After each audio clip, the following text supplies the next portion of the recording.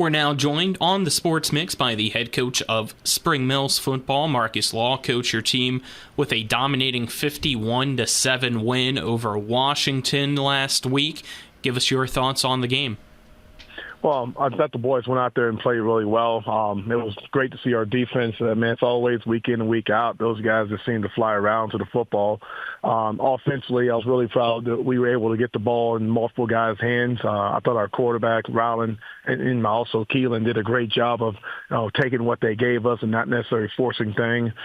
Some of the things that we worked on during the week last week, we got a chance to actually see those things come to fruition just from throughout the game there. So great job by our guys. Like I said, went out and did what needed to be done.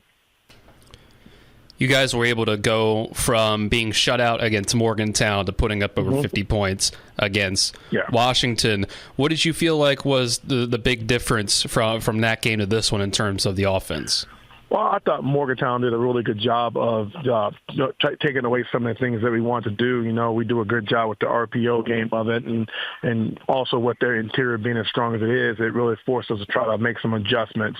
But again, Morgantown, that's a great team. But like I said, we just had some things against Washington we were able to exploit. What were some of those things? Well, it's just a little bit of softer coverage there, which gave our receivers the opportunity to get some of those inside releases on the slants. Also, our ability as far as the deep ball, I thought Rowland did a great job of getting more air underneath the ball, so it allowed our receivers to run more to it as opposed to some of the more line drive throws he's had in the past few weeks.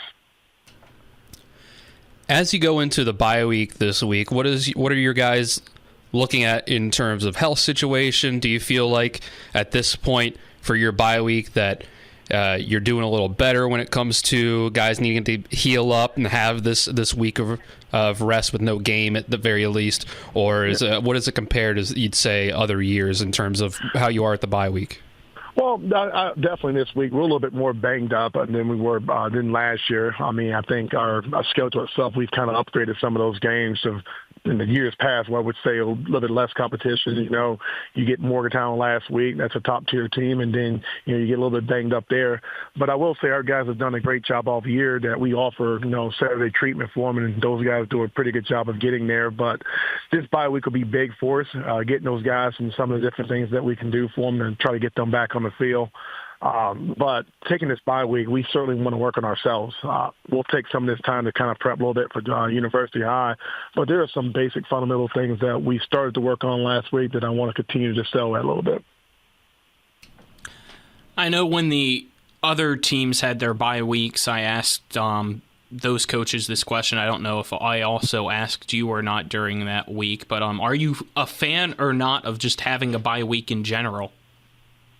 I've gone back and forth on that. When I was at Morgantown High, we actually had that bye week at the very end of the season, and we played 10 straight games. You get a bye week right before the playoffs, and definitely was some perks to that. But, just these last couple of years of, guys getting nicked up and banged up, having those bye weeks right around now or the week before, it kind of gives you a chance to get halfway through that season. If you got guys beat up, you can kind of get them back. So I guess you can say over the last few years, I've kind of changed my mindset on it, and I'm definitely okay with having that a little bit sooner than the 10th week there. You talked about wanting to focus on yourself this week. It goes in line with what some of the other coaches have told us before about their bye week. When it comes to you guys specifically, what are some of those things when it comes to improving yourself that you want to focus on this week? Well, offensively, we got to get more guys on the same page. We've gone from hand singling last year to the wristband, and it's definitely shown the benefits of the wristbands. But at times we still have guys that are kind of off cue. At the same time, we've seen more man coverage this year than we have last year. So it's one of those things is, continuing to work on how do we get off man press? How do we create separation? What can we do formation-wise? And just scheme things that we kind of get the guys on the same page as me. Also calling the plays and stuff. I want them to see what I see out there, so we're all on the same page there. And then, of course, defensively, continuing with keeping those guys hungry. As far as getting 11 guys the ball, being able to adjust to any kind of movement. And then another thing we definitely going to focus on is our special teams. Any team that's going to make it anywhere in the playoffs there, you got to have a solid three-phase game. So we'll certainly spend time there. Coach Law, your team now sits at 4-2 heading into the bye. What would you grade your team so far this season? I give us about a B there. I thought there were times that, like I've said the last few weeks, that at least offensively we should have finished our drive. We left plenty of points out there off the board there. So I give us a B as far as offensively. But I've been really impressed with the defense and special teams. They've done their part to keep the games where we need them to be. What is Friday night going to look like for you and you guys in general this week? Well, it kind of depends on the kids. Well, in years past, we've typically given them Friday off, but again, that requires them to take care of business, today, tomorrow, and Thursday, and then they'll get that off, and we'll either get out there, take a look at some of these other local teams here, and then also film study as much as we can this week. Anything else, Coach Law? If not, we'll get to the fun question. No, I think that's it. Let's do the fun question. All right, fun question for this week. During your coaching career, what's been the weirdest or funniest thing that you've encountered a player doing on or off the field? Oh, man. Well, I guess more recently, I could pick multiple things with our guy Xavier. Xavier's a great kid on the field, off the field, but he is certainly one that can make you laugh. So between him and Hope, I don't know, just the way the interaction with the kids. We spend so much time with them, and the relationship we build with them. It's just some of the things they do, say, how they say it. It's just, I don't know, it just sparks a little bit of humor for me.